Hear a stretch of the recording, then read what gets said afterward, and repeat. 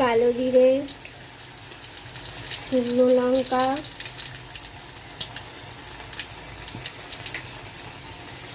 শুকনো পেঁয়াজ দেব, আদা রসুন বাটা দেব, নুন, হলুদ গুঁড়ো, জিরে গুঁড়ো, লঙ্কা গুঁড়ো দেব, চিংড়ি মাছগুলো দেব,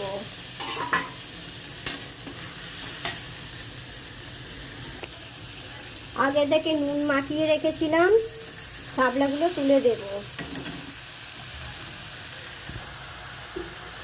সর্ষে বাটা দেব।